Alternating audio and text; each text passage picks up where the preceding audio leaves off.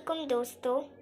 अगर आपने 9th standard के ज्योमेट्री का 1.1 का पार्ट 1 का वीडियो नहीं देखे हैं तो फिर देख लीजिए, लिंक आपको इस वीडियो की डिस्क्रिप्शन बॉक्स पर मिल जाएगी। एंड पार्ट 1 के वीडियो में हमने first, second and third question solve किए थे एंड बाकी क्वेश्चंस हम सॉल्व करेंगे इस वीडियो में। एंड हमारे चैनल को सब्सक्राइब ज़रूर कीजिए। चलिए देखते हैं फोर्थ क्वेश्चन। एक अददी खत पर नकात ए, बी और सी इस तरह वाक़ है कि डिस्टेंस ए सी जो है वो 10 है एंड डिस्टेंस सी बी जो है वो 8 है एंड डिस्टेंस ए बी मालूम करना है। तमाम मुमकिनात पर गौर भी करना है हमें। तो फिर चलिए स्टार्ट करते हैं। अब हम हल करेंगे तो उसमें डिस्टेंस ए बी मालूम करना है, ये सबसे पहले लिखेंगे। एंड डिस्टेंस ए सी दिया हुआ है 10 एंड डिस्टेंस सी बी दिया हुआ है 8। अब इसके दो अमकान है क्योंकि हमें ये बताया नहीं गया है कि डिस्टेंस सी बी बीच में है या फिर डिस्टेंस ए सी बीच में है। मेरा मतलब है कि हमें ये नहीं बताया गया है कि सी बीच में है या ए बीच में है या बी बीच में, इसलिए हमें दो अमकान करना होगा। अब हम सबसे फर्स्ट वाला अमकान देखेंगे। अब हम सबसे पहले ये मानेंगे कि नुक्ता सी जो है वो नकात ए और बी के दरमियान वाक़ है, यानी ए सी बी। इस तरह हम अददी खत पर उतार लेंगे। डिस्टेंस ए सी जो था वो 10 था एंड डिस्टेंस सी बी जो था वो 8 था।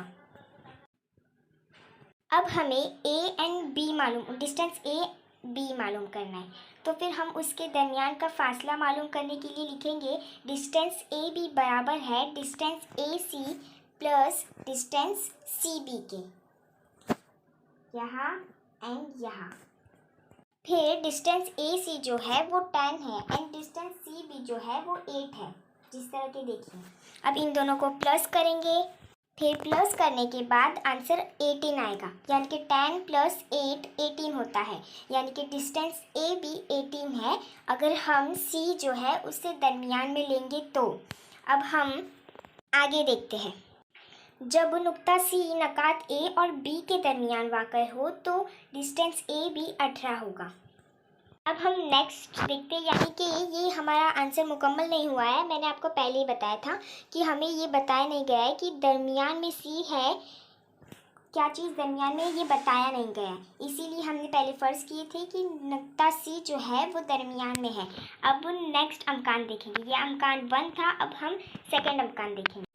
नुक्ता बी नकात ए और सी के दरमियान वाक़ है। अब हम नुक्ता बी को दरमियान में वाक़ फ़र्ज़ करेंगे। तो फिर चलिए आगे देखते हैं। इस तरह अददी खत में नुक्ता बी को नकात ए एंड सी के दरमियान रखेंगे हम इस तरह। एंड डिस्टेंस बी सी जो है, distance B C and C B एक ही हुआ, 8 है। यहाँ पर हमें बताया गया था क्वेश्चन में ही, इसलिए हमने अददी खत में डिस्टेंस बी सी 8 फासला है ऐसे लिख लिया। एंड फिर क्वेश्चन में लिखा है कि डिस्टेंस ए सी जो है वो 10 है, इसीलिए हम अददी खत में लिख लेंगे कि डिस्टेंस ए सी जो है वो 10 है। अब हम लिखेंगे distance A B plus distance B C बराबर होता है डिस्टेंस ए सी के। इस तरह के distance A B plus distance B C जो होगा वो डिस्टेंस ए सी होगा, इस तरह हम लिख लेंगे। फिर लिखेंगे distance A B plus distance B C, हमें अददी खत में लिखा गया है जो क्वेश्चन में था। डिस्टेंस बी सी जो है वो 8 था, यहाँ पर आप देख सकते हैं। एंड डिस्टेंस ए सी जो है वो 10 था एंड डिस्टेंस ए बी हमें मालूम करना है, इस तरह हम लिख लेंगे यहाँ पर। फिर डिस्टेंस ए बी लिखेंगे 10 माइनस 8। आप कहेंगे कि ऐसे कैसे हो गया, फिर हम कहेंगे कि distance A B plus distance 8 था और 8 प्लस में था, यहाँ पर 10 की बाजू में आकर वो -8 हो जाएगा, प्लस से माइनस में हो जाएगा, जिस तरह की यहाँ पर दिया है। इसीलिए डिस्टेंस ए बी बराबर है 10 माइनस 8 के। अब 10 में से 8 जाने पर 2 बचता है, इसीलिए डिस्टेंस ए बी बराबर है 2 के। अब हम यहाँ पर देखेंगे कि जब नुक्ता बी नकात ए और सी के दरमियान हो तो डिस्टेंस ए बी जो है वो 2 आएगा। हमने पहले देखे थे कि जब नुक्ता सी नकात ए और बी के दरमियान हो और अब हमने देखा कि नुक्ता बी नकात ए और सी के दरमियान हो तो आंसर 2 आएगा।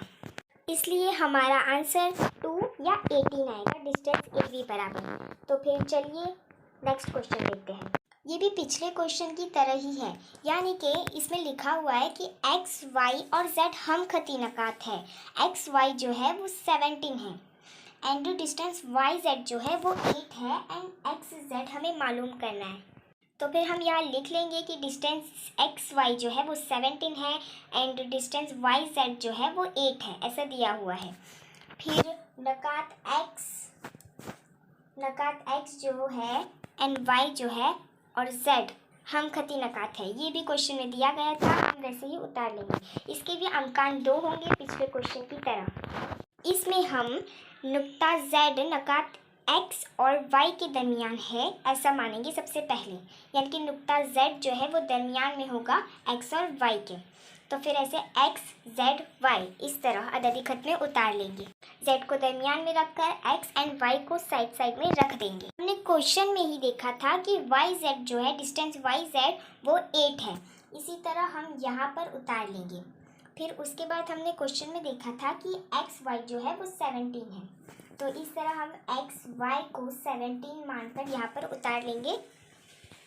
फिर यहाँ पर लिखेंगे distance X Z plus distance Z Y plus बराबर डिस्टेंस एक्स वाई के है, यानी कि जो डिस्टेंस एक्स जेड जो है ये एंड डिस्टेंस जेड वाई जो है ये दोनों बराबर है एक्स वाई के, इस तरह हम लिख लेंगे। एंड डिस्टेंस वाई जेड जो है वो हमें क्वेश्चन में बताया गया था कि 8 है, इस तरह हम यहाँ पर लिख लेंगे। फिर डिस्टेंस एक्स वाई ये भी हमें क्वेश्चन में बताया गया है, इस तरह डिस्टेंस एक्स वाई जो कि 17 है यहाँ पर हम उतार लेंगे। यहाँ पर 8 जो है वो प्लस में है, इसलिए वो ये जो इक्वल है उसके साइड में जाकर -8 हो जाएगा प्लस 8 से, इसीलिए 17 में से 8 जाता है तो फिर 9 बचता है। फिर हम लिखेंगे कि नकात x को y और z के दरमियान नकात z को नकात x और y के दरमियान रखा जाए तो वो 9 होगा x और z की कीमत। अब हम अंकान 2 देखेंगे, ये रहा अंकान 2। अब अंकान 1 जो था उसमें हमने नुक्ता z जो था उसे नकात x और y के दरमियान रखे थे। अब हम नुक्ता y जो है उसे x और z के दरमियान रखेंगे, ठीक है। तो फिर हम अगली खत में y को दरमियान में रखेंगे और x जो है उसे और z को साइड में रख देंगे। एक्स वाई जो है वो 17 है, ये हमें क्वेश्चन में दिया गया था, इसलिए हम यहाँ पर अददी खत में उतार लेंगे। एंड वाई जेड जो है वो 8 था, ये भी हमने क्वेश्चन में देखे थे, अब वही हम यहाँ पर उतार लेंगे। अब हम डिस्टेंस एक्स जेड लिखेंगे बराबर है, यानी कि डिस्टेंस एक्स और जेड का जो फासला है वो बराबर है distance X Y plus distance Y Z, यानी कि डिस्टेंस ये X Y plus Y Z के। अब एक्स वाई जो है वो 17 है, यहाँ पर हम उतार लेंगे। एंड वाई जेड जो है वो 8 है, ये भी हम उतार लेंगे एंड इन दोनों को प्लस कर लेंगे। 17 एंड 8 जो होता है वो 25 होता है, यहाँ पर हम लिखेंगे डिस्टेंस एक्स जेड जो है वो 25 है। अब हमने जब जेड को दरमियान में रखा था तब आंसर 9 आया था, यानी कि 9। एंड जब हम लोगों ने y को दरमियान में रखा तो फिर आंसर 25 आया, यहाँ पर देख सकते हैं आप। अब ये वाला क्वेश्चन हमारा हो जाता है। अब नेक्स्ट क्वेश्चन देखेंगे। छठा सवाल है, शक्ल बनाकर झेल के सवालात के जवाबात लिखिए। अब इसमें दिया गया है कि अगर ए बी सी लाइन से हो, यानी कि ए साइड में एंड सी साइड में एंड बी दरमियान में हो, तो फिर ए सी जो है वो 11 होगा एंड बी सी जो है वो 6.5 होगा एंड ए बी जो है वो मालूम करना होगा। तो फिर चलिए देखते हैं, ए बी मालूम करेंगे अब हम। फिर हम अददी खत में लिख लेंगे ए साइड में एंड सी साइड में एंड बी दरमियान में, जैसे कि दिखाया गया है स्क्रीन पर। फिर उसके बाद बी सी की कीमत 6.5 थी, इसे हम अददी खत में उतार लेंगे। बी सी की कीमत 6.5 है इस तरह। फिर ए सी की कीमत 11 है, ऐसा सवाल में दिया गया है और हम अददी खत में उतार लेंगे।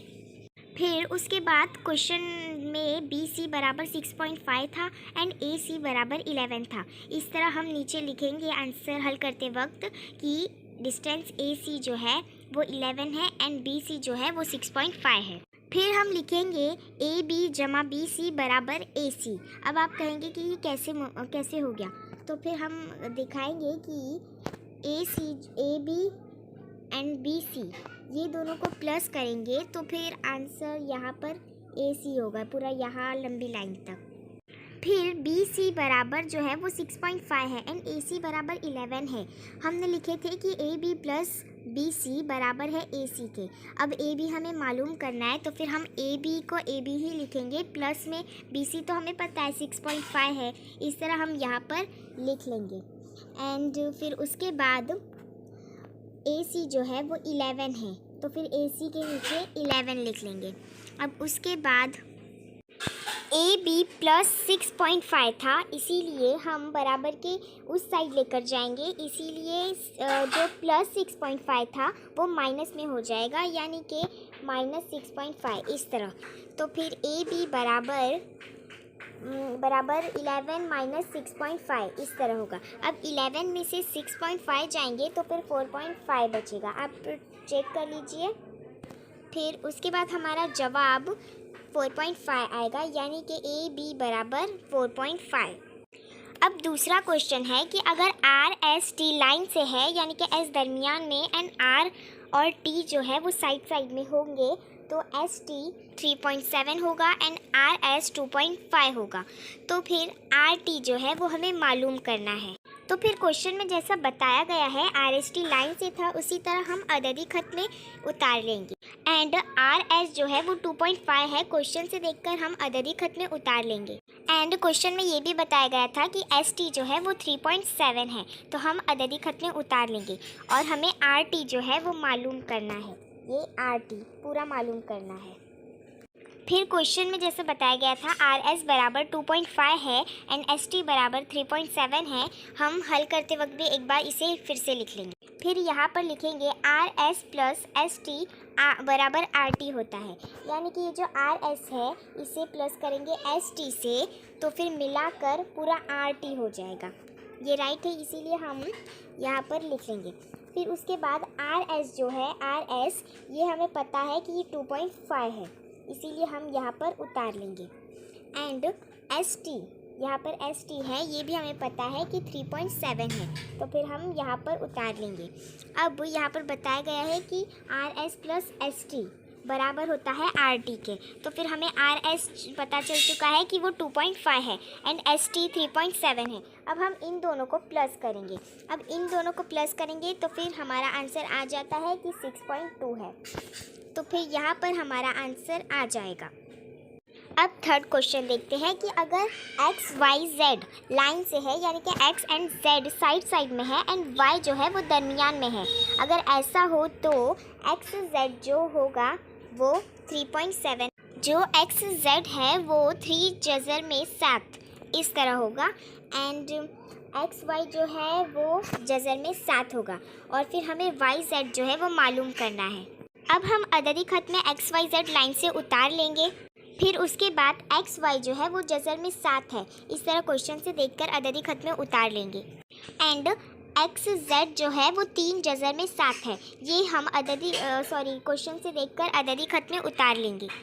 एंड फिर X Y plus Y Z X Z होता है, इस तरह लिखेंगे, यानी कि ये जो एक्स वाई है ये इसे प्लस करेंगे वाई जेड से और फिर आंसर आएगा पूरा एक्स जेड, इस तरह हम लिख लेंगे।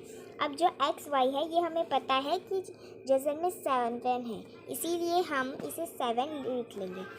अब वाई जेड जो है वो भी हमें पता है कि कितना है, वाई जेड हमें नहीं पता, ये हमें मालूम करना है।